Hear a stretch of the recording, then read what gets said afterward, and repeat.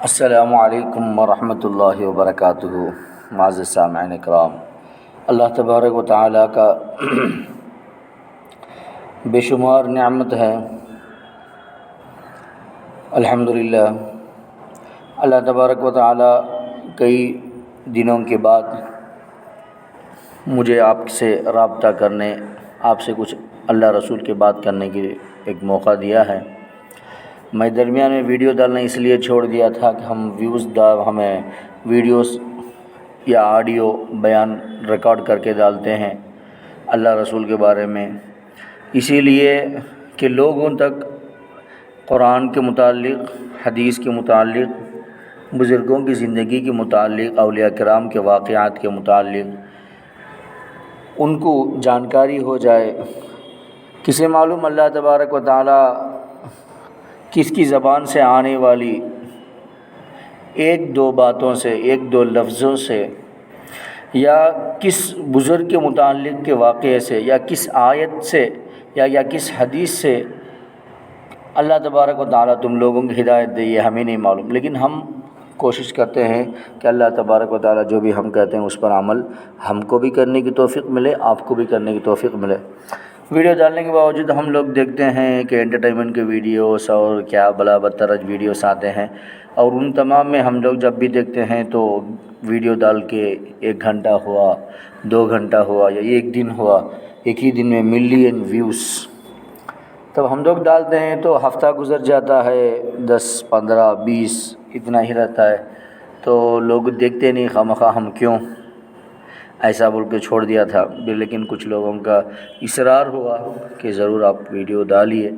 ضرور اللہ تبارک و تعالیٰ بہت سارے لوگوں تک پہنچ جائے گا۔ اب خواہ یہ وہ ایسا مت سوچو یہ لوگ دیکھتے ہیں یا نہیں دیکھتے ہیں، اس کی فکر مت کرو، آپ ڈالتے رہو تبھی لوگوں تک پہنچتا رہے گا۔ ایسا کہنے کی وجہ سے، ان کی اصرار کی وجہ سے میں دوبارہ ویڈیو ڈالنے پر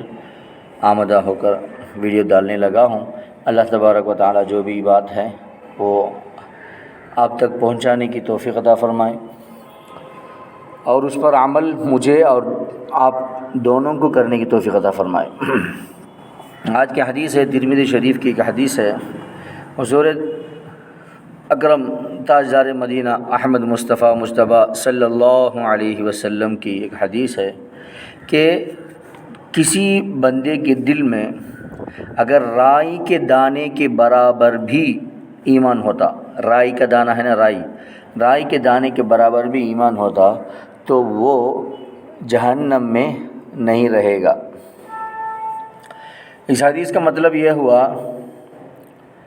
اس حدیث کا مطلب کچھ لوگ ایسا سمجھ لیتے ہیں کہ ہم ایمان لا لیے، بس ہم نماز نہ پڑھیں، روزہ نہ رکھیں، زکوٰۃ نہ دیں، ہم کوئی بھی اللہ کے فرض کو ادا نہ کریں، ایمان لا لیے اللہ پر، ایمان لا لیے رسول پر، ایمان لا لیے اس کے فرشتوں پر، قرآن پر، بس ہم جنت چلا جائیں گے۔ اس کا مطلب یہ نہیں ہے، اس کا مطلب یہ ہے کہ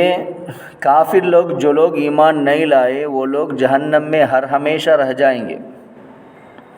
جو اللہ کے ساتھ شریک کسی کو ٹھہرائے ہیں،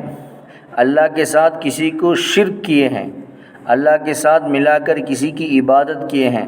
وہ تمام چیزیں جو صرف اللہ ہی کر سکتا ہے، یعنی ہم کو روزی دینا یہ صرف اللہ ہی کر سکتا ہے، ہمیں زندہ رکھنا یہ صرف اللہ ہی کر سکتا ہے، ہمیں موت دینا یہ صرف اللہ ہی کر سکتا ہے، ہم لوگوں کو جو بھی ہوتا ہے بس یہ ایک اللہ ہی کر سکتا ہے، اس کے علاوہ کوئی کچھ بھی نہیں کر سکتے۔ جو بھی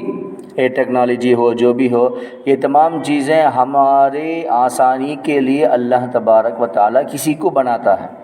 ہم کچھ کام کرتے ہیں، کوئی چیز، کوئی پروڈکٹ ہم بنا کر بیچتے ہیں، تو ہم جو بناتے ہیں وہ کسی اور کے مدد آتے ہیں، ان کی آسانی کے لیے وہ مدد آتا ہے۔ ایسا ہی ہم لوگ جو بھی ٹیکنالوجی یوز کرتے ہیں، یہ ہماری تمام لوگوں کی آسانی کے لیے اللہ کسی ایک کے ذریعے بنواتا ہے، اس کا فائدہ ان کو بھی پہنچ جاتا ہے، اس کے ذریعے کئی لوگ جو کام کرتے ہیں ان کے گھروں میں چولہا سلگانے کے لیے وہ کام ان کو مدد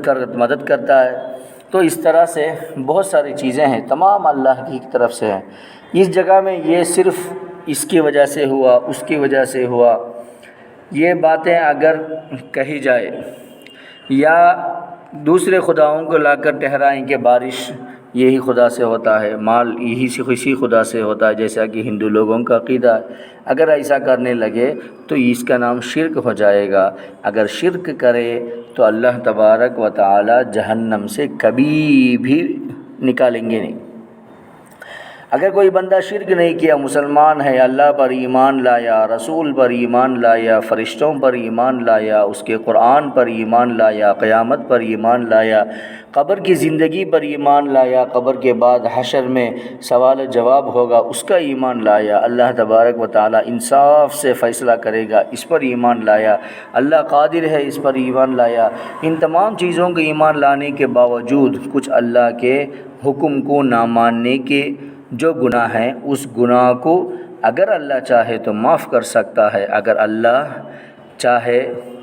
تو اس کو نہیں معاف کیے بغیر اس کو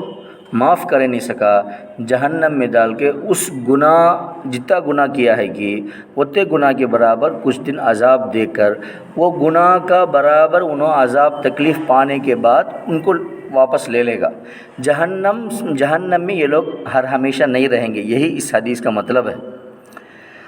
اگر اللہ چاہے تو کسی کو تو تمام گناہ بھی معاف کر سکتا ہے، کسی کو تمام گناہ معاف کر سکتا ہے، اگر اللہ چاہے تو کسی کی کوئی ایک گناہ بھی معاف نہیں کر سکتا۔ اللہ کو کوئی پوچھنے والا نہیں کہ تم کیوں اس کے گناہ معاف کیے، تم کیوں اس کے گناہ معاف نہیں کیے۔ اللہ جو چاہے کر سکتا ہے، اللہ وہ جو چاہے کر سکتا ہے، اس چیز پر وہ قدرت رکھتا ہے۔ اس چیز کو ہم لوگ جان کر اللہ سے ڈر کر چلنا چاہیے کہ اللہ تبارک و تعالی ہمیں زندگی دیا ہے، ہاتھ پاؤں میں طاقت دیا ہے، چلتے ہیں پھرتے ہیں، اس کے نعمتوں کو شکریہ، اس کے نعمتوں کو استعمال کر کے ہم پیسے کماتے ہیں، کہتے ہیں کہ یہ میری محنت ہے، نہیں، اللہ مجھے دیا ہے، الحمدللہ، تمام تعریفیں اللہ ہے، اللہ کے فضل سے مجھے ملا ہے، اس طرح سے کہتے جائیں اور اللہ سے ڈریں گناہ کرنے سے، اس لیے کہ اللہ تبارک و تعالی نعمتیں دیتا ہے، اس کے ساتھ ساتھ اگر اس میں کچھ کمی آ جائے تو پکڑنے اور جہنم میں ڈالنے، ہمیں عذاب دینے بھی اللہ طاقت رکھتا ہے، اس کو کوئی روک نہیں سکتا۔